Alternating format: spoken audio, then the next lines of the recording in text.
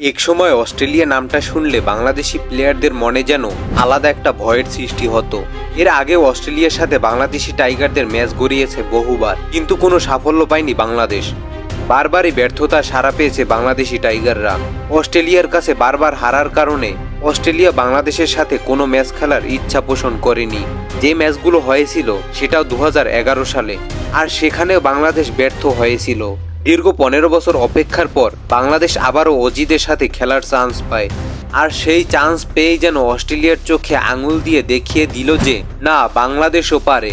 বাংলাদেশ যেন চোখে চোখ রেখে বলছিল, তোমাদের গ্রিন থাকলে আমাদের আছে নাহিদ। নাহিদ সেই 2011 সালের অস্ট্রেলিয়াকে পায়নি, নাহিদ পেয়েছে 2026 সালের অস্ট্রেলিয়াকে।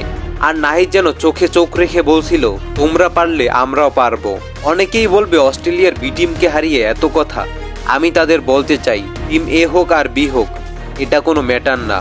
বাংলাদেশ উইন হয়েছে, নাহিদ তার রাজত্ব দেখিয়েছে, অস্ট্রেলিয়ার প্লেয়ারদের চোখে চোখ রেখে কথা বলেছে। এটাই নাহিদের অ্যাচিভমেন্ট এবং এটাই বাংলাদেশি টাইগারদের অ্যাচিভমেন্ট।